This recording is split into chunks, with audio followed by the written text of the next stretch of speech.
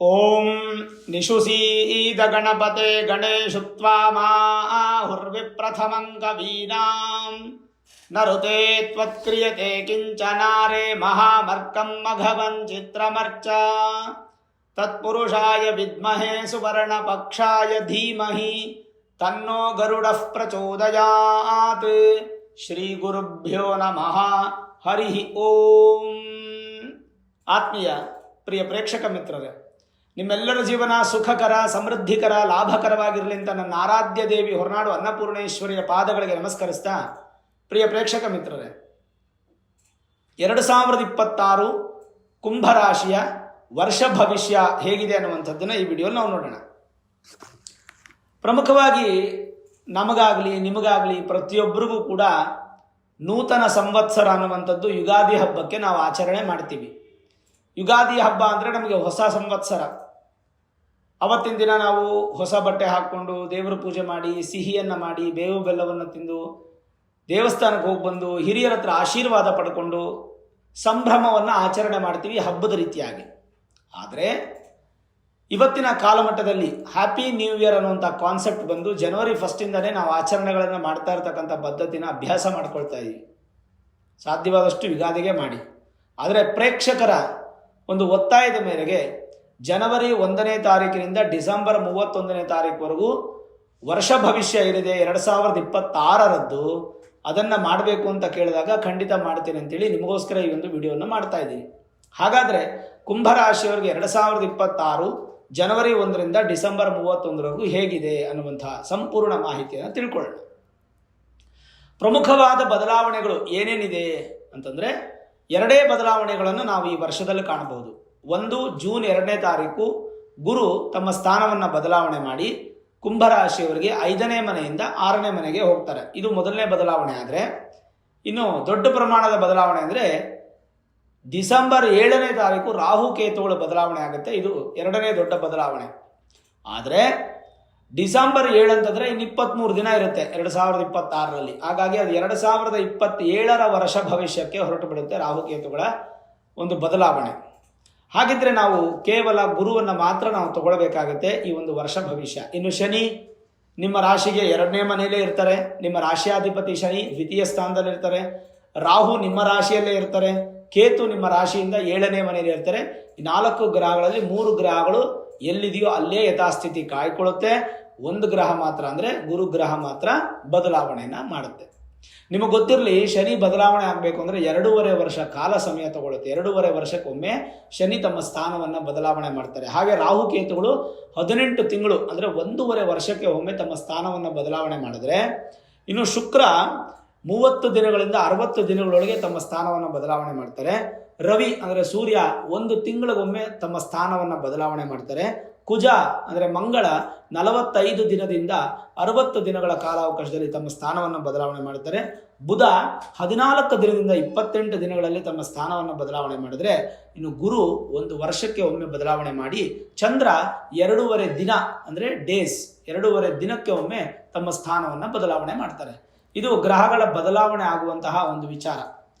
ರಾಹು, ಕೇತು, ಶನಿ ಮತ್ತು ಗುರು ಈ 4 ಗ್ರಹ ಬಿಟ್ಟು ಇನ್ನು ಸೂರ್ಯ, ಚಂದ್ರ, ಕುಜ, ಬುಧ, ಶುಕ್ರ ಈ 5 ಗ್ರಹಗಳ ಆಧಾರದ ಮೇಲೆ ಮಾಸ ಭವಿಷ್ಯವನ್ನು ಹೇಳೋದಾದರೆ ವರ್ಷ ಭವಿಷ್ಯವನ್ನು ಈ 4 ಗ್ರಹಗಳ ಆಧಾರದ ಮೇಲೆ ಹೇಳುವಂಥದ್ದು. ಆಯಿತಾ? ಇದೊಂದು ಬೇಸಿಕ್ ನೀವು ತಿಳ್ಕೊಳ್ಳಿ ಅಂತ ನಾನು ಹೇಳ್ತಾ ಇದ್ದೀನಿ. ಸರಿ, ಹಾಗಿದ್ರೆ 2026ರಲ್ಲಿ ಪ್ರಮುಖವಾದಂಥ 9 ವಿಚಾರಗಳನ್ನು ನಾನು ತಗೊಳ್ತೀನಿ. ಮೊದಲನೇದು ಎಜುಕೇಷನ್ ಅಂದರೆ ವಿದ್ಯಾಭ್ಯಾಸ. ಕುಂಭರಾಶಿಯವರ ವಿದ್ಯಾಭ್ಯಾಸ ಹೇಗಿರುತ್ತೆ 2026ರಲ್ಲಿ ಅಂದರೆ ಅದ್ಭುತ, ಅತ್ಯದ್ಭುತ. ಯಾರ್ಯಾರು SSLC ಪರೀಕ್ಷೆ ಬರೀತಾ ಇದ್ದೀರಾ ಈ ಫೆಬ್ರವರಿ, ಮಾರ್ಚ್, ಏಪ್ರಿಲ್ 2026, ಮತ್ತು ಸೆಕೆಂಡ್ PUC ಆಗ್ಬೋದು, ಡಿಗ್ರಿ ಆಗ್ಬೋದು, ಪೋಸ್ಟ್ ಗ್ರ್ಯಾಜುಯೇಷನ್ ಆಗ್ಬೋದು, PhD ಸಬ್ಮಿಷನ್ ಆಗ್ಬೋದು, ಅಥವಾ UPSC, KPSC ಯಾವುದೇ ಎಕ್ಸಾಮ್ಸನ್ನು ನೀವು ಬರಿತಾ ಇದ್ರು ಕೂಡ ಮೇ ಎಂಡ್ ಒಳಗೆ ನೀವು ಬರೆಯುವಂಥ ಎಕ್ಸಾಮ್ ಬಂದು ನಿಮಗೆ ಗ್ರ್ಯಾಂಡ್ ಸಕ್ಸಸ್ ಆಗುತ್ತೆ. ಬಿಕಾಸ್ ನಿಮಗೆ ಗುರುಬಲ ಅನ್ನುವಂಥದ್ದು ತುಂಬ ಬಲಿಷ್ಠವಾದ ಫಲವನ್ನು ಕೊಡುತ್ತೆ. ಕುಂಭರಾಶಿಯವರಿಗೆ ಪೂರ್ವ ಪುಣ್ಯ ಸ್ಥಾನ ಅಂದರೆ ಪಂಚಮ ಸ್ಥಾನದಲ್ಲಿ ಗುರು ಇದ್ದು ಬಹಳ ಉತ್ತಮವಾದ ಫಲವನ್ನು ಕೊಟ್ಟು, ನಿಮಗೆ ಹೇಳಬೇಕು ಅಂತಂದರೆ ವಿದ್ಯಾಭ್ಯಾಸ ಕ್ಷೇತ್ರದಲ್ಲಿ ಅತ್ಯಂತ ದೊಡ್ಡ ಮೈಲುಗಲ್ಲನ್ನು ಸಾಧನೆ ಮಾಡೋದಕ್ಕೆ ಅಥವಾ ತಲುಪೋದಕ್ಕೆ ನಿಮಗೆ ಗುರು ತುಂಬಾ ಸಪೋರ್ಟ್ ಮಾಡ್ತಾರೆ. ಅಪ್ ಟು ಜೂನ್ 2ನೇ ತಾರೀಕುವರೆಗೂ ಏನು ಭಯ ಪಡೋ ಅವಶ್ಯಕತೆ ಇಲ್ಲ. ಎಜುಕೇಷನಲ್ಲಿ ಖಂಡಿತ ನಿಮಗೆ ತುಂಬ ಚೆನ್ನಾಗಿರುತ್ತೆ. ಅದಾದ ನಂತರ ಗುರು ತಮ್ಮ ಸ್ಥಾನವನ್ನು ಬದಲಾವಣೆ ಮಾಡಿ 6ನೇ ಮನೆಗೆ ಹೋಗ್ಬಿಡ್ತಾರೆ. 6ನೇ ಮನೆಗೆ ಹೋದರೆ ಗುರು ಏನೋ ಉಚ್ಚ ಸ್ಥಾನದಲ್ಲಿ ಇರ್ತಾರೆ, ಆದರೆ ಕುಂಭರಾಶಿಯವರಿಗೆ ಗುರುಬಲ ಇರೋದಿಲ್ಲ. ಅದಾದ ನಂತರ ಜೂನ್ 2ನೇ ತಾರೀಕು ನಂತರ ಓದುವಂತಹ ವಿದ್ಯಾರ್ಥಿಗಳಿಗೆ ಸ್ವಲ್ಪ ವಿದ್ಯೆಯಲ್ಲಿ ಮಧ್ಯಮ ಫಲ ಅಂತ ಹೇಳ್ಬೋದು. ಉತ್ತಮ ಫಲನೂ ಇರಲ್ಲ, ಅಧಮ ಫಲನೂ ಇರಲ್ಲ, ಮಧ್ಯಮ ಫಲ ಅಂತ ಹೇಳ್ಬೋದು. ನಿಮ್ಮ ಮೂಲ ಜಾತಕದಲ್ಲೇನಾದರೂ ಗುರು ಚೆನ್ನಾಗಿದ್ದು, ಬುಧನು ಚೆನ್ನಾಗಿದ್ದು, 5th ಹೌಸ್ ಚೆನ್ನಾಗಿತ್ತು ಅಂತಂದರೆ ಖಂಡಿತವಾಗ್ಲೂ ವಿದ್ಯಾಕ್ಷೇತ್ರದಲ್ಲಿ ಅದಾದ್ಮೇಲೂ ಕಂಟಿನ್ಯೂ ಮಾಡ್ತೀರಾ. ಇನ್ ಕೇಸ್ ಏನಾದರೂ ದೋಷ ಇತ್ತು ಅಂದರೆ ಸುಲಭ ಪರಿಹಾರ ಮಾಡ್ಕೊಳ್ತೀರಾ, ಅಷ್ಟು ಬಿಟ್ಟರೆ ಇನ್ನೇನಿಲ್ಲ. ಹಾಗಾಗಿ ಭಯ ಪಡೋ ಅವಶ್ಯಕತೆ ಇಲ್ಲ. ಖಂಡಿತವಾಗ್ಲೂ ವಿದ್ಯಾಭ್ಯಾಸ ಕ್ಷೇತ್ರದಲ್ಲಿ ಅತ್ಯಂತ ಸಾಧನೆಯನ್ನು ಮಾಡುವಂಥ ಎಲ್ಲ ಲಕ್ಷಣಗಳು ಕುಂಭರಾಶಿಯವರಿಗೆ 2026ರಲ್ಲಿ ಕಾಣ್ತಾ ಇದೆ. 2026ರಲ್ಲಿ ವಿದೇಶದಲ್ಲಿ ಹೋಗಿ ಏನಾದರೂ ವಿದ್ಯಾಭ್ಯಾಸ ಮಾಡಬೇಕು ಅಂತ ಏನಾದರೂ ನೀವು ಅಂದ್ಕೊಂಡಿದ್ರೆ ಅದನ್ನು ಜೂನ್ 2ನೇ ತಾರೀಕು ಒಳಗೇನೆ ನಿಮ್ಮ ಪ್ರಯತ್ನ ಮತ್ತು ತಯಾರಿ ಇರಲಿ. ಅದಾದ ನಂತರ ಸ್ವಲ್ಪ ನಿಮಗೆ ಫ್ಲಕ್ಚುಯೇಷನ್ಸ್ ಆಗುತ್ತೆ, ಅಷ್ಟೊಂದು ಸಪೋರ್ಟ್ ಮಾಡಲ್ಲ ಗ್ರಹ ಸ್ಥಿತಿಗಳು. ಓಕೆ, ಇನ್ನು 2ನೇ ವಿಚಾರ ನಿಮ್ಮ ಜಾಬು, ಅಂದರೆ ನಿಮ್ಮ ಉದ್ಯೋಗ, ಕರ್ಮ ಅಂತ ಹೇಳ್ತೀವಿ.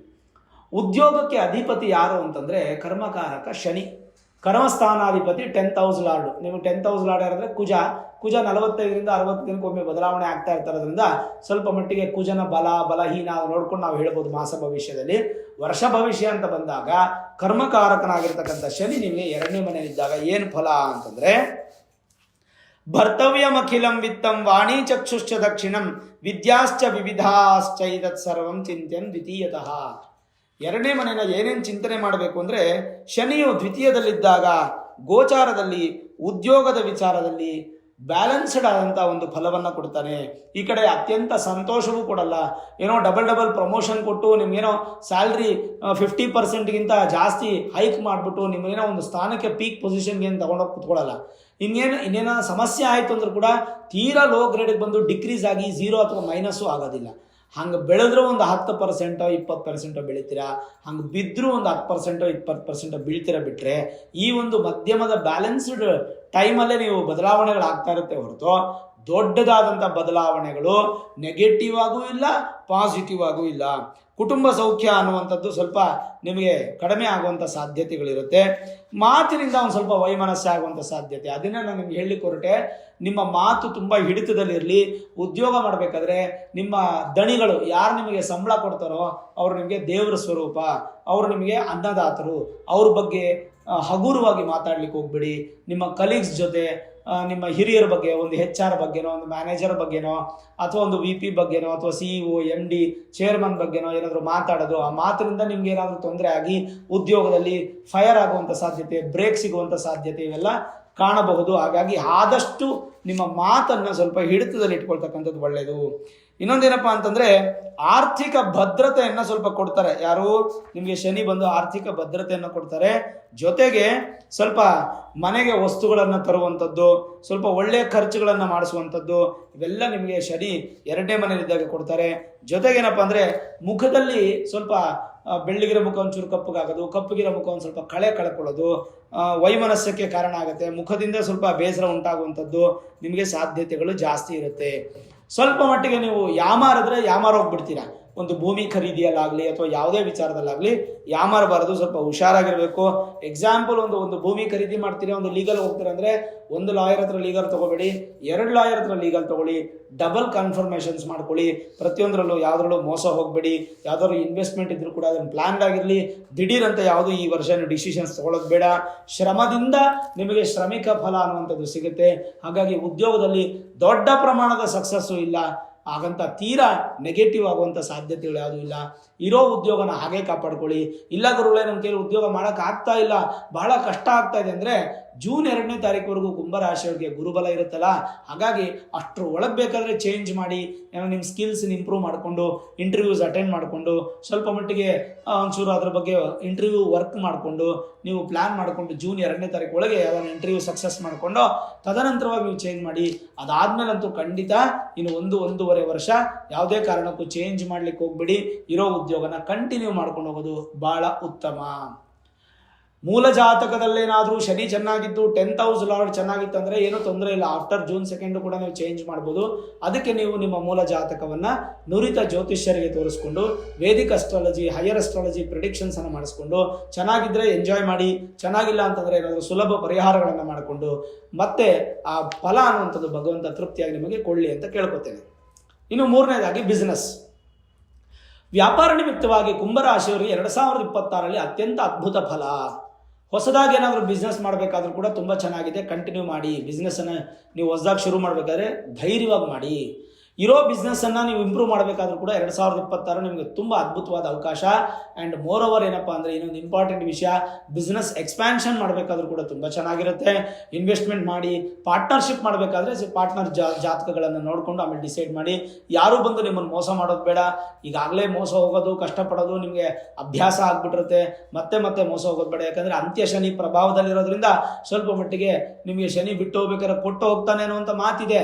ಆದರೆ ನೀವು ಯಾಮಾರಿದ್ರೆ ಅದಕ್ಕೆ ಗ್ರಹಗಳು ಏನೂ ಫಲ ಕೊಡೋಕ್ಕಾಗಲ್ಲ. ಸ್ವಲ್ಪ ಹುಷಾರಾಗಿ ಬಿಸ್ನೆಸ್ ಮಾಡಿ. ಬಿಸ್ನೆಸ್ಸಲ್ಲಂತೂ ತುಂಬ ಚೆನ್ನಾಗಿರುತ್ತೆ. ಯಾವುದೇ ಚಿಂತನೆ ಮಾಡೋ ಅವಶ್ಯಕತೆ ಇಲ್ಲ, ಯಾವುದೇ ಪರಿಹಾರಗಳು ಬೇಕಾಗಿಲ್ಲ. ಮೇಲಾಗಿ ಎಕ್ಸ್ಪೋರ್ಟ್ ಆ್ಯಂಡ್ ಇಂಪೋರ್ಟ್ ಬಿಸ್ನೆಸ್ ಕೂಡ ನೀವು ತುಂಬ ಚೆನ್ನಾಗಿ ಮಾಡ್ಬೋದು. ಮತ್ತು ನೀವು ಒಂದು ಆಫೀಸನ್ನು ಬಾಡಿಗೆ ತೊಗೊಂಡು, ಅಂಗಡಿಯನ್ನು ಬಾಡಿಗೆ ತೊಗೊಂಡು ಕೂಡ ನೀವು ವ್ಯಾಪಾರ ಮಾಡ್ಬೋದು. ಇ ಕಾಮರ್ಸ್ ಮಾಡ್ಬೋದು, ಅಥವಾ ಯಾವುದೇ ಥರದ ಎಕ್ಸ್ಪೋರ್ಟ್ ಇಂಪೋರ್ಟ್ ಬಿಸ್ನೆಸ್ ಕೂಡ ನೀವು ಮಾಡ್ಬೋದು. ಅದೆಲ್ಲದರಲ್ಲೂ ಕೂಡ ನಿಮಗೆ ಭಗವಂತ ಹೆಚ್ಚಿನ ಪ್ರಮಾಣದಲ್ಲಿ ಸಪೋರ್ಟ್ ಮಾಡಿ ನಿಮಗೆ ಸಕ್ಸಸ್ಸನ್ನು ಮಾಡೋದರಲ್ಲಿ ಯಾವುದೇ ಸಂದೇಹಗಳು ಕಾಣ್ತಾ ಇಲ್ಲ ಈ ಒಂದು ಸಂದರ್ಭದಲ್ಲಿ. ಇನ್ನು 4ನೇದಾಗಿ ಹೆಲ್ತ್, ಅಂದರೆ ಆರೋಗ್ಯ ಹೇಗಿರುತ್ತೆ 2026ರಲ್ಲಿ ಆರೋಗ್ಯ ಹೇಗಿರುತ್ತೆ ಅಂದರೆ ಸ್ವಲ್ಪ ಮಟ್ಟಿಗೆ ಬೆನ್ನಿನ ಸಮಸ್ಯೆಗಳು ಕಾಣುವಂಥದ್ದು. ಬೆನ್ನು ಮೂಲೆ ಅಂದರೆ ತಳಬೆನ್ನು ಅಂತ ಹೇಳ್ತೀವಿ, ಅಂದರೆ ಕುತ್ಕೊಳ್ಳೋ ಭಾಗ ಸಮಸ್ಯೆ ಆಗುವಂಥದ್ದು. ಕಾಲು, ಮೊಣಕಾಲು ಮತ್ತು ಕಾಲಿನ ಪಾದ, ಬೆರಳುಗಳು, ಅಂಗಾಲು, ಇದೆಲ್ಲ ಒಂದು ಸ್ವಲ್ಪ ನಿಮಗೆ ಆರೋಗ್ಯದಲ್ಲಿ ವ್ಯತ್ಯಾಸಗಳಾಗುವಂಥ ಸಾಧ್ಯವಾದಷ್ಟು ಕಾಲಿನ ಆರೋಗ್ಯವನ್ನು ಹೆಚ್ಚು ಕಾಪಾಡಿಕೊಳ್ಳಿ. ನೀವೊಂಚೂರು ವಾಕಿಂಗ್ ಮಾಡೋದು, ಒಂಚೂರು ರನ್ನಿಂಗ್ ಮಾಡೋದು, ಅಥವಾ ಸೈಕ್ಲಿಂಗ್ ಮಾಡೋದು, ಅಥವಾ ಸ್ವಿಮ್ಮಿಂಗ್ ಮಾಡೋದು, ಅಥವಾ ಸ್ಕಿಪ್ಪಿಂಗ್ ಮಾಡೋದು, ಈ ಥರದ್ದು ಏನಾದರೂ ಒಂದು ಅಭ್ಯಾಸ ಮಾಡಿಕೊಂಡು ಕಾಲಿಗೆ ಹೆಚ್ಚು ಫಿಸಿಕಲ್ ಆದಂಥ ಎಕ್ಸಸೈಸನ್ನು ನೀವು ಮಾಡಿಕೊಂಡು ಸ್ವಲ್ಪ ಆರೋಗ್ಯಕರವಾಗಿರಲಿ. ಒಂದು 6 ತಿಂಗಳಿಗೊಮ್ಮೆ ಕಾಲನ್ನು ಚೆಕ್ ಮಾಡಿಸೋದು, ಏನೋ ನ್ಯೂರೋಪತಿ ಇಶ್ಯೂಸು ಅಥವಾ ವೆರಿಕೋಸ್ ಇಶ್ಯೂಸು ಈ ಥರದ್ದು ಏನೋ ಆಗದೇ ಇದ್ದಂಗೆ ಬ್ಯಾಲೆನ್ಸ್ ಮಾಡ್ಕೊಳ್ಳೋಂಥದ್ದು ಒಳ್ಳೆಯದು. ಅದು ಬಿಟ್ಟರೆ ಇನ್ನೇನೇ ರೋಗಗಳು ಬಂದರೂ ಅಕ್ಯೂಟಾಗಿ ಬರುತ್ತೆ ಹೋಗುತ್ತೆ. ಒಂದು ಜ್ವರನೋ, ನೆಗಡಿನೋ, ತಲೆನೋವು ಬರುತ್ತೆ ಹೋಗುತ್ತೆ. ಯಾವುದು ಕ್ರಾನಿಕ್ ಡಿಸೀಸ್ ಅಂತ ಹೇಳ್ಬಿಟ್ಟು ಕಂಟಿನ್ಯೂಟಿಯಾಗಿ ನಿಮಗೆ ಸಮಸ್ಯೆಗಳನ್ನು ಮಾಡುವಂಥ ರೀತಿಯಲ್ಲಿ ಯಾವುದೂ ಕಾಣ್ತಾ ಇಲ್ಲ. ಆದ್ದರಿಂದ ನೀವೇನು ಚಿಂತೆ ಮಾಡೋ ಅವಶ್ಯಕತೆ ಇಲ್ಲ, ಭಯ ಪಡುವಂಥ ಅವಶ್ಯಕತೆ ಇಲ್ಲ. ಧೈರ್ಯವಾಗಿರ್ಬೋದು. ಭಗವಂತನ ಆಶೀರ್ವಾದ ಅನ್ನುವಂಥದ್ದು ನಿಮ್ಗೆ ಹೆಲ್ತಲ್ಲಿದೆ. ಯಾವುದಕ್ಕೂ ಬೆನ್ನು, ತಳಬೆನ್ನು, ಕುತ್ಕೊಳ್ಳೋ ಭಾಗ, ಮೊಣಕಾಲು ಮತ್ತು ನಿಮ್ಮ ಕಾಲ್ಪಾದ, ಬೆರಳುಗಳು, ಅಂಗಾಲು ಇಷ್ಟು ಕೂಡ ನೀವು ಆರೋಗ್ಯವನ್ನು ನೋಡ್ಕೊಳ್ಳಿ. ಸಾಧ್ಯವಾದರೆ ಎಣ್ಣೆ ಮಸಾಜನ್ನು ಮಾಡಿಸ್ಕೊಳ್ಳಿ. ನೀವೇ ಮಾಡಿಕೊಂಡು ಚೆನ್ನಾಗಿ ಬಿಸಿ ಬಿಸಿ ನೀರು ಹಾಕ್ಕೊಂಡು ಸ್ನಾನ ಮಾಡಿಕೊಂಡು ಕಾಲನ್ನು ಹೆಚ್ಚು ಆರೋಗ್ಯಕರವಾಗಿ ನೋಡ್ಕೊಳ್ಳಿ. ಕುಂಭರಾಶಿಯವರಿಗೆ ಇದು ಅತ್ಯಗತ್ಯ 2026ರಲ್ಲಿ. ಇನ್ನು 5ನೇ ವಿಚಾರ, ಹೆಲ್ತ್ ಮುಗಿದ ಮೇಲೆ ವೆಲ್ತ್ಗೆ ನಾವು ಪ್ರಾಶಸ್ತ್ಯ ಕೊಡ್ತೀವಿ, ಅಂದರೆ ಐಶ್ವರ್ಯ. 5ನೇದು ಐಶ್ವರ್ಯ ಹೇಗಿರುತ್ತೆ? ಹಣಕಾಸಿನ ವಿಚಾರದಲ್ಲಿ ಮೊದಲ 5 ತಿಂಗಳು ತುಂಬಾ ಚೆನ್ನಾಗಿರುತ್ತೆ ಕುಂಭರಾಶಿಯವರಿಗೆ. ನೀವೇನೇನು ದುಡ್ಡನ್ನು ಎತ್ತಿಡಬೇಕು, ಯಾವ್ಯಾವ ಇನ್ವೆಸ್ಟ್ಮೆಂಟ್ ಮಾಡಬೇಕು, ದುಡ್ಡನ್ನು ಹೇಗೆ ಪ್ರೊಟೆಕ್ಟ್ ಮಾಡಬೇಕು, ಒಂದು ಸೈಟ್ ತೊಗೊಳ್ಳೋದು, ಒಂದು ಭೂಮಿ ತೊಗೊಳ್ಳೋದು, ಅಥವಾ ಒಂದು ಮನೆ ತೊಗೊಳ್ಳೋದು, ಅಥವಾ ಮನೆ ಕಟ್ಸೋದು, ಬೋರ್ ಹಾಕೋದು, ದುಡ್ಡನ್ನು ಇನ್ವೆಸ್ಟ್ ಮಾಡೋದು, ರೆಂಟ್ ಪರ್ಪಸ್ ಮಾಡೋದು, ಈ ಥರ FD ಇಡೋದು, ಈ ಥರದ್ದು ಏನಾದರೂ ಪ್ಲಾನಿಂಗ್ಸ್ ಮಾಡಿಕೊಂಡು ನೀವು ಒಂದು ಸ್ವಲ್ಪ ಫಿನಾನ್ಷಿಯಲ್ ಅಕ್ಯುಮುಲೇಷನ್ ಮಾಡ್ಕೋಬೇಕು.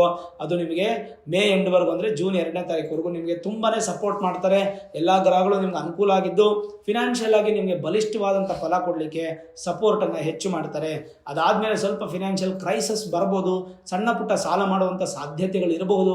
ಅಂಥ ಸಮಯದಲ್ಲಿ ಸಾಲ ಮಾಡಬಾರ್ದು ಅಂತಂದರೆ ಈ 6 ತಿಂಗಳು ನೀವೇನು ಕಷ್ಟಪಟ್ಟು ದುಡ್ಡನ್ನು ಎತ್ತಿಟ್ಟು ದುಡಿದಿರ್ತೀರೋ ಆ ಟೈಮ್ ಅದು ಉಪಯೋಗ ಬಂದು ಅಲ್ಲಿಗೆ ಬ್ಯಾಲೆನ್ಸ್ ಆಗುತ್ತೆ. ಸಾಲಗಾರ ಅನ್ನುವಂಥ ಒಂದು ಪಟ್ಟ ನಿಮ್ಗೆ ಇಲ್ಲದೆ ಖಂಡಿತವಾಗ್ಲೂ ನಿಮಗೆ 2026 ಜೀವನ ಮಾಡೋದಕ್ಕೆ ಮೊದಲ 5 ತಿಂಗಳು ಭಾಳ ಸದವಕಾಶ. ಇದನ್ನು ಉಪಯೋಗಿಸ್ಕೊಳ್ಳಿ, ಐಶ್ವರ್ಯವಂತರಾಗ್ತೀರಾ, ಅದರಲ್ಲಿ 2 ಮಾತಿಲ್ಲ.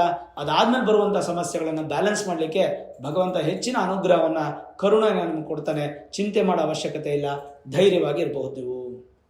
ಇನ್ನು 6ನೇದು ಮ್ಯಾರೇಜ್ ಆ್ಯಂಡ್ ರಿಲೇಷನ್ಸು ಹೇಗಿದೆ ಅಂತಂದರೆ ವೈವಾಹಿಕ ಜೀವನಕ್ಕೆ ಸಂಬಂಧಪಟ್ಟ ಹಾಗೆ ಕುಂಭರಾಶಿಯವರಿಗೆ 2025ರಲ್ಲಿ ಅತ್ಯಂತ ಶುಭ ಫಲ ಇದೆ. ಯಾವುದು ನೆಗೆಟಿವಿಟೀಸ್ ಇಲ್ಲ, ಪಾಸಿಟಿವೇ ಹೆಚ್ಚು ಕಾಣ್ತಾ ಇದೆ. ಮೇಲಾಗಿ ನೀವೇನೇ ಒಂದು ವಿವಾಹಕ್ಕೆ ಪ್ರಯತ್ನ ಪಟ್ಟರು, ಹುಡುಗಿಯನ್ನು ನೋಡೋದಾಗ್ಲಿ ಅಥವಾ ಹುಡುಗನನ್ನು ನೋಡೋದಾಗ್ಲಿ, ಬೀಗರು ಮಾತಾಡೋದಾಗ್ಲಿ, ಒಂದು ಎಂಗೇಜ್ಮೆಂಟ್ ಡೇಟ್ ಫಿಕ್ಸ್ ಮಾಡೋದಾಗ್ಲಿ, ಒಂದು ಮದುವೆ ಡೇಟ್ ಫಿಕ್ಸ್ ಮಾಡೋದಾಗ್ಲಿ, ಎಲ್ಲವೂ ಕೂಡ ತರಾತುರಿಯಲ್ಲಿ ನಡೆಯುತ್ತೆ, ಎಲ್ಲವೂ ಸ್ಪೀಡ್ ಆಗುತ್ತೆ. ಯಾಕಂದರೆ ಗುರು ನಿಮಗೆ ತುಂಬ ಸ್ಟ್ರಾಂಗ್ ಆದ ಫಲ. ಮೇಲಾಗಿ 9ನೇ ಮನೆ ಭಾಗ್ಯ ದೃಷ್ಟಿಯನ್ನು ನಿಮ್ಮ ರಾಶಿ ಮೇಲೆ ಹಾಕೋದ್ರಿಂದ ನಿಮ್ಮ ಪ್ರಯತ್ನ ಖಂಡಿತ ವಿಫಲ ಆಗಲ್ಲ, ಸಫಲ ಆಗುತ್ತೆ. ಈಗಾಗಲೇ ಎಲ್ಲವೂ ರೆಡಿ ಆಗಿರೋರಾದರೆ ಮೇ ಎಂಡ್ ಒಳಗಡೆ ಮದುವೆ ಮಾಡ್ಕೊಳ್ಳಿ, ತುಂಬ ಚೆನ್ನಾಗಿರುತ್ತೆ. ಇನ್ ಕೇಸ್ ಮೇ ಎಂಡ್ ಒಳಗೆ ಮದುವೆ ಆಗಲಿಲ್ಲ ಅಂದರೆ ಅದಾದಮೇಲೆ ನಿಮ್ಮ ಮೂಲ ಜಾತಕದಲ್ಲಿ ಏನಾದರೂ ಗ್ರಹ ದೋಷಗಳಿದ್ದರೆ ಅದನ್ನು ಪರಿಹಾರ ಮಾಡ್ಕೊಂಡು ಆಮೇಲೆ ಮದುವೆ ಆಗಿ. ಅಷ್ಟು ಬಿಟ್ಟರೆ ಬೇರೆ ಏನು ವಿವಾಹಕ್ಕೆ ಸಂಬಂಧಪಟ್ಟಂಥ ಸಮಸ್ಯೆ ಇಲ್ಲ. ತದನಂತರ ಯಾರಾದರೂ ಇಷ್ಟಪಡ್ತಾ ಇದ್ದರೆ, ಲವ್ ಮ್ಯಾರೇಜ್ಗೆ ಸಂಬಂಧಪಟ್ಟಂಥ ಯಾರಾದರೂ ಇಷ್ಟಪಡ್ತಾ ಇದ್ದರೆ ಪ್ರೇಮಿಕರಿಗೆ ಈ ಒಂದು 2026ರಲ್ಲಿ ವಿವಾಹಕ್ಕೆ ಯಾವುದೇ ಅಡೆತಡೆಗಳಿಲ್ಲ. ಕುಂಭರಾಶಿಯವರಿಗೆ ಒಂದು ಬಲಿಷ್ಠವಾದಂಥ ಸಕ್ಸಸ್ ಅನ್ನುವಂಥದ್ದು ನೀವು ಕಾಣಬಹುದು. ಜೊತೆಗೆ ಮದುವೆ ಆಗಿರ್ತಕ್ಕಂಥ ಸತಿಪತಿಗಳ ಮಧ್ಯೆ ವೈಮನಸ್ಯಗಳು ದೂರ ಆಗುತ್ತೆ, ಕುಟುಂಬ ಸಂತೋಷನೂ ಹೆಚ್ಚು ಕಾಣುತ್ತೆ, ಪ್ರೀತಿ ಪಾತ್ರರು ಹೆಚ್ಚಾಗ್ತಾರೆ, ಬಂಧು ಬಾಂಧವರು ಹೆಚ್ಚಾಗ್ತಾರೆ. ಅದರಿಂದ ಕೂಡ ನಿಮಗೆ ತುಂಬ ಪ್ಲಸ್ ಪಾಯಿಂಟ್ ಆಗಿ ಸಂತೋಷ ಅನ್ನುವಂಥದ್ದು ಕಾಣುತ್ತೆ. ಇನ್ನು 7ನೇ ವಿಚಾರ, ಸಂತಾನ ಹೇಗಿದೆ? 2026ರಲ್ಲಿ ಸಂತಾನ ನಿಮಿತ್ತವಾಗಿ ಏನಾದರೂ ಪ್ಲಸ್ ಪಾಯಿಂಟ್ಸ್ ಇದೆಯಾ ಅಂದರೆ ಖಂಡಿತ ಇದೆ. ನೀವೇನು ನ್ಯಾಚುರಲ್ ಆಗಿ ನಿಮ್ಮ ಪ್ರಯತ್ನ ಪಡ್ತಾ ಇದ್ದೀರೋ ಆ ಪ್ರಯತ್ನ ಜನವರಿ 1ನೇ ತಾರೀಕಿಂದನೇ ಇರಲಿ, ಬಲಿಷ್ಠವಾಗಿರಲಿ, ಅದು ನಿಮಗೆ ತುಂಬ ಯಥೇಚ್ಛವಾದ ಫಲ ಕೊಡುತ್ತೆ. ಯಾವುದೇ ಥರ ಸಂತಾನದ ಇಶ್ಯೂಸ್ 2026ರಲ್ಲಿ ಕುಂಭರಾಶಿಯವರು ಕಾಣ್ತಾ ಇಲ್ಲ. ಸಾಡೆ ಸಾತಿ ಅಂತ್ಯಭಾಗ ಅಂತ ಭಯಪಡೋ ಅವಶ್ಯಕತೆ ಇಲ್ಲ. ಗುರುಬಲ ಇದೆ ಅನ್ನೋಂಥ ಧೈರ್ಯ ನಿಮಗಿರಲಿ. ಸಾಧ್ಯವಾದಷ್ಟು ಮೇ ಎಂಡ್ವರೆಗೂ ನೀವು ಸಂತಾನವಾಗಿ ನ್ಯಾಚುರಲ್ ಆಗಿ ಪ್ರಯತ್ನ ಪಡಿ. ಅದಾದಮೇಲೆ ನೀವು ಚೆಕಪ್ ಮಾಡಿಸ್ಕೊಳ್ಬೇಕಾದ್ರೆ ಆಗಲಿಲ್ಲ ಅಂತಂದರೆ, ಇನ್ ಕೇಸ್ ಏನಾದರೂ ಇಶ್ಯೂಸ್ ಇತ್ತಂದರೆ ಜೂನ್ 2ರ ನಂತರ ಗುರುಶಾಂತಿ ಮಾಡಿಕೊಂಡು, ಯಾಕಂದರೆ ಗುರುನೇ ಸಂತಾನಕಾರಕ, ಗುರುಶಾಂತಿ ಮಾಡಿಕೊಂಡು ತದನಂತರ ನೀವು IVF, IUI ಅಥವಾ ನ್ಯಾಚುರಲ್ ಆಗಿ ಪ್ಲಾನ್ ಮಾಡೋದಕ್ಕೆ ನೀವು ಸಿದ್ಧತೆ ಮಾಡ್ಕೊಳ್ಳಿ. ಸಂತಾನ ನಿಮಿತ್ತವಾಗಿ ಯಾವುದೇ ಸಮಸ್ಯೆಗಳು ಕಾಣ್ತಾ ಇಲ್ಲ. ಹಾಗಾಗಿ ಸಕ್ಸಸ್ಸು ಮತ್ತು ಯಶಸ್ಸು ನಿಮಗೆ ಸಂತಾನದಲ್ಲಿ ಇದ್ದೇ ಇದೆ. ಇನ್ನು 8ನೇದು, 2026ರಲ್ಲಿ ಏನು ಯೋಗ ಇರುತ್ತೆ, ಏನು ಪರಿಹಾರ ಇರುತ್ತೆ ದೋಷಗಳಿಗೆ ಅನ್ನುವಂಥದ್ದು ತಿಳ್ಕೊಳ್ಳೋಣ. 2026ರಲ್ಲಿ ಯಾವುದೇ ಯೋಗಗಳು ಕುಂಭರಾಶಿಯವರಿಗೆ ಇರೋದಿಲ್ಲ. ಮಧ್ಯದಲ್ಲಿ ಗುರು ಬದಲಾವಣೆ ಆದಾಗ ಹಂಸಯೋಗ ಅಂತ ಬರುತ್ತೆ, ಬಟ್ ನಿಮ್ಮ ರಾಶಿಗೆ ಅಪ್ಲೈ ಆಗಲ್ಲ ಅದು. ಹಾಗಾಗಿ 2026ರಲ್ಲಿ ಯಾವುದೇ ಒಂದು ಸಿಂಗಲ್ ಯೋಗನೂ ಇಲ್ಲ. ಮಾಸ ಭವಿಷ್ಯದಲ್ಲಿ ಅವಾಗವಾಗ ನಿಮ್ಗೊಂದು ಶಶಿಮಂಗಳ ಯೋಗ ಅಥವಾ ಗುರುಮಂಗಲ ಯೋಗ ಈ ಥರದ್ದೆಲ್ಲ ಕೆಲವೊಂದೆಲ್ಲ ಬರಬಹುದು, ಅದು ಬರುತ್ತೆ. ಅದು ಬಂದಾಗ ನೀವು ಅದನ್ನು ಒಂದು ತಿಂಗಳ ಮಟ್ಟಿಗೆ 45 ದಿನ ಮಟ್ಟಿಗೆ ಅನುಭವಿಸ್ತೀರಾ. ಪೂರ್ತಿಯಾಗಿ ವರ್ಷ ಪೂರ್ತಿ ಇರುವಂಥ ಯೋಗಗಳು ಯಾವುದೂ ಕೂಡ ಕುಂಭರಾಶಿಯವರು ಕಾಣ್ತಾ ಇಲ್ಲ. ಹಾಗಾಗಿ ಯೋಗ ಇಲ್ಲದೆ ಇರತಕ್ಕಂಥ ರಾಶಿ ಅಂತ ಹೇಳ್ಬೋದು. ಯೋಗ ಇಲ್ಲ ಅಂತಂದರೆ ನೀವು ನೆಗೆಟಿವ್ ಅಂತ ತಗೊಳ್ಬೇಡಿ, ಯೋಗ ಇಲ್ಲ ಅಷ್ಟೇ. ಹಾಗಾದರೆ ದೋಷ ಇದೆಯಾ ಅಂತಂದರೆ, ದೋಷ ಅಂತ ಬಂದರೆ ನಿಮಗೆ ರಾಶಿಯಲ್ಲೇ ರಾಹು ಇದ್ದಾರಾ, 7ನೇ ಮನೆಯಲ್ಲಿ ಕೇತು ಇದ್ದಾರಾ, 2ನೇ ಮನೆಯಲ್ಲಿ ಶನಿ ಇದ್ದಾರಾ, 6ನೇ ಮನೆಗೆ ಗುರು ಬರ್ತಾರ. 6ನೇ ಮನೆ ಗುರು ಬಂದರೆ ಏನು ಫಲ ಗೊತ್ತಾ ನಿಮಗೆ? ಅದನ್ನು ತಿಳಿಸ್ತೀನಿ ನಾನು. 6ನೇ ಮನೆ ಗುರು ಬಂದರೆ ನಿಮಗೆ ವಿಶೇಷವಾಗಿ ಆರೋಗ್ಯದಲ್ಲಿ ತೊಂದರೆಗಳು ಬರುತ್ತೆ. ನಾನು ಈಗಾಗಲೇ ಪ್ರಾರಂಭದಲ್ಲೇ ಹೇಳಿದೆ ಏನೇನು ತೊಂದರೆಗಳು. ಅದಲ್ಲದೆ ಏನೇನು ಬರುತ್ತೆ ಅಂದರೆ ಗುಲ್ಮರೋಗ, ಕಫ, ಕಿವಿ ರೋಗ, ಮತ್ತು ಶುಕ್ರ ಸಂಬಂಧಪಟ್ಟಂಥ ಮಧುಮೇಹ, ಈ ಥರದ್ದು ರಕ್ತದೊತ್ತಡ, ಕಫಬಾಧೆ, ಅಜೀರ್ಣ ಜಾಡ್ಯಗಳು ಹೆಚ್ಚಾಗಿ ಸ್ವಲ್ಪ ಮಟ್ಟಿಗೆ ಆರೋಗ್ಯ ತೊಂದರೆಗಳು, ಕರುಳಿನ ಸಮಸ್ಯೆಗಳು ಬರುವಂಥ ಸಾಧ್ಯತೆ. ಅದರಿಂದ ನೀವೇನಾಗುತ್ತೆ, ಹಾಸ್ಪಿಟ್ಲಿಗೆ ದುಡ್ಡು ಖರ್ಚು ಮಾಡು, ಸ್ವಲ್ಪ ಫಿನಾನ್ಷಿಯಲ್ ವೀಕ್ ಆಗುವಂತಾಗ್ತೀರಾ. ಹಾಗಾಗಿ 2026ರಲ್ಲಿ ಕುಂಭರಾಶಿಯವರು ಪ್ರತಿಯೊಬ್ಬರು ಸಮರ್ಪಕವಾಗಿ ಹೆಲ್ತ್ ಇನ್ಶೂರೆನ್ಸ್ ಮಾಡಿಸಿಟ್ಕೊಳ್ಳಿ, ಅದು ನಿಮಗೆ ಖಂಡಿತ ಬೇಕಾಗುತ್ತೆ. ಮತ್ತು ಗುರು ಬಂದು 6ನೇ ಮನೆಗೆ ಬಂದಾಗ ಸ್ವಲ್ಪ ಮಟ್ಟಿಗೆ ಒಂಚೂರು ಸಾಲಗಳನ್ನು ಮಾಡಬೇಕಾಗಿ ಬರುತ್ತೆ. ಮತ್ತು ಕೆಟ್ಟ ಚಟುವಟಿಕೆಗಳಿಗೆ ನೀವು ಪಾಲ್ದಾರರಾಗ್ಬಿಡ್ತೀರಾ. ಯಾವುದೇ ಕಾರಣಕ್ಕೂ ಅದಕ್ಕೆ ಹೋಗಬೇಡಿ. ಮತ್ತು ಶಕ್ತಿ ಸ್ವಲ್ಪ ಕಮ್ಮಿ ಆಗುತ್ತೆ ದೇಹದಲ್ಲಿ. ಶಕ್ತಿ ಜಾಸ್ತಿ ಆಗೋಕ್ಕೆ ನಿತ್ಯ ನೀವು ಸೋಂಬೇರಿತನವನ್ನು ಬಿಟ್ಟು ಲವಲವಿಕೆಯಿಂದ ಇರಬೇಕಾಗತ್ತೆ. ಮತ್ತು ವಿಶೇಷವಾಗಿ ಏನಪ್ಪ ಅಂದರೆ ನಿಮ್ಮ ಆತ್ಮಾಭಿಮಾನವನ್ನು ಕಳ್ಕೊತೀರಾ. ಅಂದರೆ ನಿಮಗೆ ಯಾವ ಕೆಲಸ ಮಾಡಬಾರ್ದು ಅನಿಸುತ್ತೋ ಅದೇ ಕೆಲಸನ ಮಾಡಿ ಮುಂದೆ ಹೋಗುವಂಥದ್ದು, ಈ ಥರ ಸಾಧ್ಯತೆಗಳು ಗುರುವಿಂದ ಬರುತ್ತೆ. ಹಾಗಾಗಿ ಚಿಂತೆ ಮಾಡೋದು ಬೇಡ. ಧೈರ್ಯ ಅನ್ನುವಂಥದ್ದು ಭಾಳ ಮುಖ್ಯ. ಅದಲ್ಲದೆ ಅಂದರೆ ನೀವು ದೋಷಗಳು ಏನೇನಂದರೆ, ಒಂದು ಗುರು 6ನೇ ಮನೆಗೆ ಬರೋದು ದೋಷ, ಇನ್ನೊಂದು ಶನಿ 2ನೇ ಮನೆಯಲ್ಲಿ ಒಂದು ಸ್ವಲ್ಪ ನೆಗೆಟಿವ್ ಏನೋ ಅಂತ್ಯ ಶನಿ ಇದೆ, ಅದನ್ನು ತಿಳಿಸಿದ್ದೀನಿ. 2 ಗ್ರಹಗಳ ದೋಷ ಬರುತ್ತೆ. 3ನೇದು ನಿಮಗೆ ರಾಶಿಯಲ್ಲೇ ರಾಹು ಇರೋದ್ರಿಂದ ರಾಹು ಸ್ವಲ್ಪ ಎಗೇನ್ ಅನಾರೋಗ್ಯಕ್ಕೆ ಕಾರಣವಾಗುತ್ತೆ. ರಾಹು ರಾಶಿಯಲ್ಲೇ ಇದ್ದರೆ ಅನಾರೋಗ್ಯಕ್ಕೆ ಕಾರಣನಾಗೋರು, ನಂಜು ವಿಷಯದಲ್ಲಿ ಬಾಧೆ ಆಗುತ್ತೆ, ಔಷಧಗಳನ್ನು ಹೆಚ್ಚು ತಗೊಳ್ಬೇಕಾಗಿ ಬರುತ್ತೆ. ರೋಗಗಳು ಪತ್ತೆಯಾಗುತ್ತೆ. ಉಷ್ಣವಾಯು ಗ್ಯಾಸ್ಟ್ರಿಕ್ ಜಾಸ್ತಿಯಾಗಿ ಗ್ಯಾಸ್ ರಿಲೀಸ್ ಜಾಸ್ತಿ ಆಗೋದು, ಮೂಲವ್ಯಾಧಿಗಳು, ಪೈಲ್ಸು. ಅದೇನು ಗುರುಗಳೇ ಇನ್ನೇನ ಬಿಟ್ಟಿದ್ದೀರಾ, ಎಲ್ಲ ಹೇಳ್ಬಿಡಿ, ತಲೆಯಿಂದ ಕಾಲವರೆಗೂ ಎಲ್ಲ ರೋಗಗಳು ಹೇಳ್ಬಿಟ್ರಿ ಕುಂಭರಾಶಿಯವ್ರಿಗೆ, ಇನ್ನೇನಾದರೂ ಬಾಕಿ ಇದ್ರೆ ಅದನ್ನು ಹೇಳ್ಬಿಡಿ ಅಂತ ನೀವು ಪ್ರಶ್ನೆ ಮಾಡ್ಬೋದು. ಖಂಡಿತ ಆ ಥರ ಅಲ್ಲ. ಯಾವ್ಯಾವ ಗ್ರಹದಿಂದ ಏನೇನು ರೋಗಗಳು ಬರಬೇಕು ಅದೆಲ್ಲ ಬರುವಂಥ ಸಾಧ್ಯತೆ. ನೀವು ಲವಲವಿಕೆಯಿಂದ ಇದ್ದರೆ ಖಂಡಿತ ಏನೂ ತೊಂದರೆ ಇಲ್ಲ. ರಾಶಿಯಲ್ಲೇ ರಾಹು ಇದ್ದರೆ ಖಂಡಿತವಾಗ್ಲೂ ನಿಮ್ಮ ಮುಖದಲ್ಲಿ ಕಳೆ ಕಮ್ಮಿ ಆಗುತ್ತೆ. ಜೊತೆಗೆ ನಾನು ಹೇಳಿದ್ನೆಲ್ಲ ವೆರಿ ಕ್ಲಿಯರ್ ಆಗಿ ರೋಗಗಳು ಉತ್ಪತ್ತಿ ಆಗುತ್ತೆ. ಅದಕ್ಕೆ ಅವಕಾಶ ಮಾಡಿಕೊಡ್ಬೇಡಿ, ಅದು ತುಂಬ ಇಂಪಾರ್ಟೆಂಟು. ಇನ್ನು 7ನೇ ಮನೆಯಲ್ಲಿ ಕೇತು ಇದ್ದರೆ ಏನು ಫಲ? ಸಪ್ತಮದಲ್ಲಿ ಕೇತು ಇದ್ದಾಗ ಸಣ್ಣ ಪುಟ್ಟ ಮನಸ್ತಾಪಗಳು, ಅವಮಾನಗಳಾಗುವಂಥ ಸಾಧ್ಯತೆ, ಮತ್ತು ಹೆಣ್ಣು ಮಕ್ಕಳು ಒಂದು ಸ್ವಲ್ಪ ನಿಮಗೆ ಬಾಧಿಸುವುದು, ಅಥವಾ ನೀವು ಹೆಣ್ಣು ಮಕ್ಕಳನ್ನು ಸ್ವಲ್ಪ ಬಾಧಿಸುವಂಥ ಸಾಧ್ಯತೆಗಳು ಹೆಚ್ಚಾಗಿರುತ್ತೆ.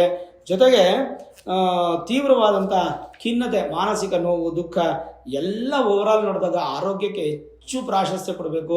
ಪ್ರತಿದಿನ ಸೂರ್ಯ ನಮಸ್ಕಾರ ಮಾಡಿ, ಸೂರ್ಯನಿಗೆ ಪ್ರಾರ್ಥನೆ ಮಾಡಿ. ಸೂರ್ಯನಿಗೆ ನಮಸ್ಕಾರ ತುಂಬ ವಿಶೇಷ. ನಮಸ್ಕಾರ ಮಾಡಿ ಭಾನುವಾರ ನೀವು ಹೆಚ್ಚು ಸೂರ್ಯನ ಆರಾಧನೆ ಮಾಡುವಂಥದ್ದು ಭಾಳ ಒಳ್ಳೆಯದು. ಮತ್ತು ನಿಮಗೆ ಗೊತ್ತಿರಲಿ, ಸೂರ್ಯನ ಬಿಸಿಲಿಂದ ಕಾದಿರೋ ನೀರಲ್ಲಿ ಸ್ನಾನ ಮಾಡೋದ್ರಿಂದ ಕೂಡ ನಿಮಗೆ ಆರೋಗ್ಯ ಉತ್ತಮ ಆಗುತ್ತೆ. ಅದನ್ನು ಪ್ರತಿನಿತ್ಯ ಮಾಡೋಕ್ಕಾಗಲ್ಲ. ರಜೆ ಇದ್ದಿದ್ದ ದಿನ ಬೆಳಗ್ಗೆ ಒಂದು ಸ್ನಾನ ಮಾಡ್ಕೊಂಬಿಡಿ, ಅದಾದಮೇಲೆ ಸೂರ್ಯನ ಬಿಸಿಲಿಂದ ಕಾಯುವಂಥ ನೀರಲ್ಲಿ ಮತ್ತೆ ಇನ್ನೊಂದು ಸಲ ಮಧ್ಯಾಹ್ನ ಹಂಗೆ ಸ್ನಾನ ಮಾಡಿ, ಅದು ಕೂಡ ನಿಮಗೆ ಒಳ್ಳೆ ಫಲ ಸಿಗುತ್ತೆ. ತನ್ಮೂಲಕ ನಿಮಗೆ ಆರೋಗ್ಯ ವೃದ್ಧಿ ಆಗುತ್ತೆ ಅಂತ ಹೇಳ್ಬೋದು. ಸರಿ, ಹಾಗಾದರೆ ದೋಷಕ್ಕೆ ಪರಿಹಾರ ಏನಪ್ಪ ಅಂದರೆ, ಜೂನ್ 2ನೇ ತಾರೀಕು ಗುರು ಬದಲಾವಣೆ ಆಗ್ತಾ ಇರೋದ್ರಿಂದ ಸುಮಾರು ಜಾಗಗಳಲ್ಲಿ ಗುರುಶಾಂತಿ ಮಹಾಯಾಗಗಳನ್ನು ಮಾಡ್ತಾ ಇರ್ತಾರೆ. ನಿಮ್ಮ ಮನೆ ಸುತ್ತಮುತ್ತ ಗ್ರಾಮಗಳಲ್ಲಿ ದೇವಸ್ಥಾನ, ಮಠ ಅಥವಾ ಸಮುದಾಯ ಭವನಗಳಲ್ಲಿ ಎಲ್ಲಾದರೂ ಗುರುಶಾಂತಿ ಮಹಾಯಾಗವನ್ನು ಮಾಡ್ತಾ ಇರ್ತಾರೆ. ಒಂದು 500, 1000, 2000 ಅದಕ್ಕೆ ಅಮೌಂಟನ್ನು ಫಿಕ್ಸ್ ಮಾಡಿರ್ತಾರೆ. ಅಲ್ಲಿಗೆ ಹೋಗಿ ನಿಮ್ಮ ಗೋತ್ರ, ರಾಶಿ, ನಕ್ಷತ್ರ ಹೆಸರು ಬರೆದು ನೀವು ಅದಕ್ಕೆ ನೋಂದಣಿ ಆಗಿ ಆ ಗುರುಶಾಂತಿ ಮಹಾಯಾಗ ಮಾಡಿಸ್ಕೊಳ್ಳಿ. ಎಲ್ಲೂ ನಿಮ್ಗೆ ಅನುಕೂಲ ಆಗಿಲ್ಲ ಅಂದರೆ ನಿಮಗೋಸ್ಕರ ನಿಮ್ಮ ಸಹಕಾರದೊಂದಿಗೆ 1 ಲಕ್ಷ ಸ್ವಾಹಾಕಾರದ ಗುರುಶಾಂತಿ ಮಹಾಯಾಗವನ್ನು ಇದೇ ಎಲೆಕ್ಟ್ರಾನಿಕ್ ಸಿಟಿಯಿಂದ ಹೊಸೂರು ಹೋಗುವಂಥ ರೋಡಲ್ಲಿ ಅತ್ತಿಬೆಲೆ ಅನ್ನುವಂಥ ಜಾಗದಲ್ಲಿ ಅಲ್ಲಿಂದ 1 ಕಿಲೋಮೀಟರ್ ದೂರದಲ್ಲಿ ರಾಜರಾಜೇಶ್ವರಿ ಆಂಜನೇಯ ಸ್ವಾಮಿ ಹಾಗೂ ಮಹಾಪುಣ್ಯಕ್ಷೇತ್ರ ಶನೇಶ್ವರ ಕ್ಷೇತ್ರ ಇದೆ. ಆ ಕ್ಷೇತ್ರದಲ್ಲಿ ಈ ಒಂದು ವಿಶೇಷವಾದಂಥ ಯಾಗ ಮಾಡಬೇಕು ಅಂತ ಡಿಸೈಡ್ ಆಗಿದೆ. ಜೊತೆಗೆ ಗಣಪತಿ ಹೋಮ ಆಗುತ್ತೆ, ನವಗ್ರಹ ಹೋಮ ಆಗುತ್ತೆ, 9 ಗ್ರಹ ಹೋಮ, ಅದರಲ್ಲಿ ರಾಹು ಶಾಂತಿ, ಕೇತು ಶಾಂತಿ ಹಾಗೂ ಶನಿ ಶಾಂತಿ ಹೋಮನೂ ಆಗುತ್ತೆ, ಮೃತ್ಯುಂಜಯ ಹೋಮ ಆಗುತ್ತೆ, ಆಯುಷ್ಯ ಹೋಮ, ನಕ್ಷತ್ರ ಹೋಮ, ಮಧುಮಿಶ್ರಿತ ಕಮಲ ಪುಷ್ಪ ಶ್ರೀ ಸೂಕ್ತ, ಅಷ್ಟೋತ್ರ ಮಹಾಲಕ್ಷ್ಮಿ ಯಾಗ ಅನ್ನುವಂಥದ್ದು ಮಾಡ್ತಾ ಇದ್ದೀವಿ. ಈ ಯಾಗಕ್ಕೆ ನೀವು ಪಾಲ್ಗೊಳ್ಬೇಕು ಅಂತಂದರೆ 8431384001 ಈ ಒಂದು ನಂಬರ್ಗೆ ನೀವು ಕಾಲ್ ಮಾಡಬೇಕು. ಈ ನಂಬರ್ಗೆ ಕಾಲ್ ಮಾಡಿದ್ರೆ ನಿಮಗೆ ಡೀಟೇಲ್ಸ್ ಎಲ್ಲ ಕೊಡ್ತಾರೆ. ಈ ಡೀಟೇಲ್ಸ್ ಎಲ್ಲ ತೊಗೊಂಡು ವಾಟ್ಸಪ್ಪಲ್ಲಿ ನೀವು ನಿಮ್ಮ ಗೋತ್ರ, ನಕ್ಷತ್ರ, ರಾಶಿ, ಹೆಸರು, ಪಿನ್ ಕೋಡ್ ಸಮೇತವಾಗಿ ನಿಮ್ಮ ಪೋಸ್ಟಲ್ ಅಡ್ರೆಸ್ಸನ್ನು ಕಳಿಸ್ಕೊಟ್ಟು 1,001 ರೂಪಾಯಿ ನೀವು ಅಮೌಂಟ್ ಪೇ ಮಾಡಬೇಕಾಗುತ್ತೆ. ಒಬ್ಬರಿಗೆ ಇದು ನಾವು ರಿಜಿಸ್ಟ್ರೇಷನ್ ಪ್ರಾಸೆಸ್ ಕಂಪ್ಲೀಟ್ ಆಗುತ್ತೆ. ಶಿವ ಹಾಗೂ ಗುರುಗಳ ಸಂಕೇತವಾಗಿರ್ತಕ್ಕಂಥ ಕರುಂಗಲಿ ಮಾಲೆಯನ್ನು ಈ ಒಂದು ಪೂಜೆಯಲ್ಲಿ ಯಾಗದಲ್ಲಿಟ್ಟು ಪೂಜೆಯನ್ನು ಮಾಡಲಾಗುತ್ತೆ.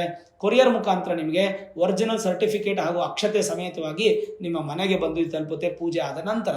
ಹಾಗಾಗಿ ಈ ಒಂದು ಕರುಂಗಲಿ ಮಾಲೆಯನ್ನು ಹಾಕೊಳ್ಳೋದ್ರಿಂದ ನೆಗೆಟಿವ್ ಎನರ್ಜಿ ಕ್ಲಿಯರ್ ಆಗಿ ಪಾಸಿಟಿವ್ ಎನರ್ಜಿ ಇನ್ಕ್ರೀಸ್ ಆಗುತ್ತೆ, ಗುರುವಿನ ಆಶೀರ್ವಾದ ಸಿಗುತ್ತೆ. ಜೊತೆಗೆ ಈ ಯಾಗಗಳನ್ನೆಲ್ಲ ಮಾಡ್ಕೊಳ್ಳೋದ್ರಿಂದ ನಿಮ್ಗೆ ಒಳ್ಳೆ ಫಲ ಸಿಗುತ್ತೆ. ನೀವು 1,001 ರೂಪಾಯಿ ಒಬ್ಬರಿಗೆ, 1,001 ಜನಕ್ಕೆ ಮಾತ್ರ ಅವಕಾಶ, ಅದಕ್ಕಿಂತ ಹೆಚ್ಚಿನ ಜನಕ್ಕೆ ಅವಕಾಶ ಇಲ್ಲ. ರಿಜಿಸ್ಟ್ರೇಷನ್ ಪ್ರಾಸೆಸ್ ಕಂಪ್ಲೀಟ್ ಆದಮೇಲೆ ಖಂಡಿತ ಯಾರು ಬಲವಂತ ಮಾಡಬೇಡಿ. ಹೋದ್ಸಲ ಬಲವಂತ ಮಾಡಿ ತುಂಬ ಜನಕ್ಕೆ ರಿಜಿಸ್ಟ್ರೇಷನ್ ಆಗೋಗಿ ಕೊನೆ ನಾವು ಪ್ರಸಾದ ಕಳ್ಸೋಕ್ಕಾಗದೆ ಒಂದು 50-100 ಜನಕ್ಕೆ ಕಳಿಸಲೇ ಇಲ್ಲ. ಅದೆಲ್ಲ ಬೇಸರ ಇದೆ ನನಗೆ. ಈ ಸಲ ಒಬ್ರಿಗೂ ಮಿಸ್ ಆಗಂಗಿಲ್ಲ, ಪ್ರತಿಯೊಬ್ಬರಿಗೂ ಹೋಗಬೇಕು. ಹಾಗಾಗಿ ಖಂಡಿತವಾಗ್ಲೂ ಹೇಳ್ತೀನಿ, 1,001 ಜನಕ್ಕೆ ಮಾತ್ರ ಅವಕಾಶ, ಅದಕ್ಕಿಂತ ಹೆಚ್ಚಿನ ಜನಕ್ಕೆ ಅವಕಾಶ ಇಲ್ಲ. ಅದಾದ್ಮೇಲೆ ನಮಗೆ ಸಿಕ್ಲಿಲ್ಲ ಅಂದ್ರೆ ಏನು ಮಾಡೋದು ಗುರುಗಳೇ? ಖಂಡಿತ ಬರ್ಬೋದು. ನೀವು ನಿಮ್ಮ ಮನೆಯವರು, ಕುಟುಂಬ, ಪರಿವಾರ, ಅಕ್ಕಪಕ್ಕದ ಮನೆ, ಬಂಧುಗಳು, ಸ್ನೇಹಿತರು ಎಲ್ಲರನ್ನೂ ಕರ್ಕೊಂಡು ಬನ್ನಿ. ಬಂದು ಸ್ವಾಮಿ ದರ್ಶನ ಮಾಡಿ, ದೇವರ ದರ್ಶನ ಮಾಡಿ, ಯಾಗ ದರ್ಶನ ಮಾಡಿ, ಅನ್ನದಾನವನ್ನು ಸ್ವೀಕಾರ ಮಾಡಿ, ಆ ಪ್ರಸಾದ ಅಲ್ಲಿರುತ್ತೆ ಸ್ವೀಕಾರ ಮಾಡಿ, ದೇವರ ಆಶೀರ್ವಾದಕ್ಕೆ ಪಾಲ್ಗೊಳ್ಳಿ. ತಪ್ಪೇನಿಲ್ಲ.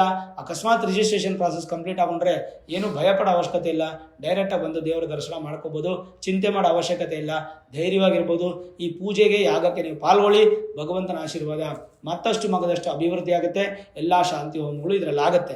ಇದರದ್ದು ಅಡ್ರೆಸ್ಸು, ಸರಿಯಾದ ಪಿನ್ ಲೊಕೇಶನ್ನು, ಮ್ಯಾಪ್ ಲೊಕೇಶನ್ ಎಲ್ಲ ಫೆಬ್ರವರಿ, ಮಾರ್ಚ್, ಏಪ್ರಿಲ್ ತಿಂಗಳು ವಾಸ ಭವಿಷ್ಯ ಮಾಡ್ತೀನಲ್ಲ ಆ ಟೈಮಲ್ಲಿ ನಾನು ನಿಮಗೆ ಕೊಟ್ಟಿರ್ತೀನಿ. ಅದನ್ನು ಸೇವ್ ಮಾಡಿಕೊಂಡು ಧಾರಾಳವಾಗಿ ಬರ್ಬೋದು. ಮೇಲೂ ಅಧಿಕವಾದಂಥ ವಿಚಾರಕ್ಕೆ ನೀವು 8431384001 ಅಂತ ನಂಬರ್ಗೆ ನೀವು ಕರೆ ಮಾಡ್ಬೋದು. ಅದೇ ಪರಿಹಾರ ಈ ಒಂದು ವರ್ಷದಲ್ಲಿ. ಇನ್ನು 9ನೇ ವಿಚಾರ, ಈ ವರ್ಷದ ಲಕ್ಕಿ ಕಲರ್, ಲಕ್ಕಿ ಇದು ಡೇ ಮತ್ತು ಲಕ್ಕಿ ನಂಬರ್ಸು ಇದೆಲ್ಲ ಹೇಗಿದೆ ನೋಡೋಣ. ಅದೃಷ್ಟದ ಬಣ್ಣ ನಿಮಗೆ ನೀಲಿ ಬಣ್ಣ, ಬಿಳಿ ಬಣ್ಣ, ಹಸಿರು ಬಣ್ಣ ಹಾಗೂ ಸಿಲ್ವರ್ ಮತ್ತು ಗ್ರೇ ಈ 5 ಬಣ್ಣಗಳು ನಿಮಗೆ ತುಂಬ ಚೆನ್ನಾಗಿ ಆಗಿಬರುತ್ತೆ. ಅಂದರೆ blue, white, grey, green, silver ಈ 5 ಕೂಡ ನಿಮಗೆ ತುಂಬ ಲಕ್ಕಿ ಕಲರ್ಸು. ಲಕ್ಕಿ ನಂಬರ್ಸ್ ಬಂದು 5 and 6. ಲಕ್ಕಿ ಡೇ ಬಂದು ವೆನ್ಸ್ಡೇ ಮತ್ತು ಫ್ರೈಡೇ ಅಂದರೆ ಬುಧವಾರ ಹಾಗೂ ಶುಕ್ರವಾರ. ಲಕ್ಕಿ ಫೇಸ್ ಯಾವ ದಿಕ್ಕು ಚೆನ್ನಾಗಿರುತ್ತೆ ಅಂದರೆ ಈಸ್ಟ್ ಆ್ಯಂಡ್ ವೆಸ್ಟ್ ಎರಡೂ ಚೆನ್ನಾಗಿರುತ್ತೆ, ಪೂರ್ವ ಮತ್ತು ಪಶ್ಚಿಮ. ಭಗವಂತ ಲಕ್ಕಿ ಗಾಡ್ ಯಾವುದು ಅಂತಂದರೆ ಮಹಾವಿಷ್ಣು ಹಾಗೂ ವಿಶೇಷವಾಗಿ ಶನಿ ಪರಮಾತ್ಮ. ಈ ವರ್ಷ ಪೂರ್ತಿ ಶನಿ ಪರಮಾತ್ಮ ಹಾಗೂ ಮಹಾವಿಷ್ಣುವನ್ನು ಹೆಚ್ಚು ಆರಾಧನೆ ಮಾಡಬೇಕು, ಅದರಿಂದ ನಿಮಗೆ ಒಳ್ಳೆ ಫಲ ಸಿಗುತ್ತೆ. ಚಿಂತೆ ಮಾಡೋ ಅವಶ್ಯಕತೆ ಇಲ್ಲ, ಭಗವಂತನ ಕೃಪಾಶೀರ್ವಾದ ನಿಮಗೆ ತುಂಬ ಚೆನ್ನಾಗಿದೆ. ಯೋಚನೆ ಮಾಡದೆ ಧೈರ್ಯವಾಗಿ ಮುನ್ನೋಗಿ, ಭಗವಂತನ ಆಶೀರ್ವಾದದಿಂದ ಖಂಡಿತ ಒಳ್ಳೆಯದಾಗುತ್ತೆ. ಏನಾದರೂ ಒಳ್ಳೆ ಫಲಗಳು ಆಗ್ತಾ ಇಲ್ಲ ಅಂತಂದಾಗ ನಿಮ್ಮ ಮೂಲ ಜಾತಕವನ್ನು ಒಮ್ಮೆ ನುರಿತ ಜ್ಯೋತಿಷ್ಯರಿಗೆ ತೋರಿಸ್ಕೊಂಡು Vedic astrology, higher astrology predictions ಮಾಡಿಸ್ಕೊಂಡು ಬೇಕಾದ ಸುಲಭ ಪರಿಹಾರ ಮಾಡ್ಕೊಳ್ಳಿ. ಖಂಡಿತ ಭಗವಂತ ಒಳ್ಳೇದು ಮಾಡ್ತಾನೆ. ಈ ವಿಡಿಯೋ ಇಷ್ಟ ಆಗಿದ್ರೆ ಲೈಕ್ ಮಾಡಿ, ಶೇರ್ ಮಾಡಿ, ಮುಖ್ಯವಾಗಿ ನಮ್ಮ ಚಾನಲ್ಗೆ ಸಬ್ಸ್ಕ್ರೈಬ್ ಮಾಡಿ, ಬೆಲ್ ಐಕಾನನ್ನು ಪ್ರೆಸ್ ಮಾಡಿ. ಪ್ರತಿನಿತ್ಯ ನಾನು ಪೂಜೆ ಮಾಡುವಂತಹ ನನ್ನ ಆರಾಧ್ಯ ದೇವಿ ಹೊರನಾಡು ಅನ್ನಪೂರ್ಣೇಶ್ವರಿಯ ಆಶೀರ್ವಾದ ಅನುಗ್ರಹ ಸದಾಕಾಲ ಮತ್ತೊಮ್ಮೆ ನಿಮಗೆ ಸಿಗಲಿ ಅಂತ ಪ್ರಾರ್ಥನೆ ಮಾಡ್ತಾ, ಸರ್ವೇ ಜನಾಃ ಸುಖಿನೋ ಭವಂತು, ಸಮಸ್ತ ಸನ್ಮಂಗಳಾನಿ ಭವಂತು.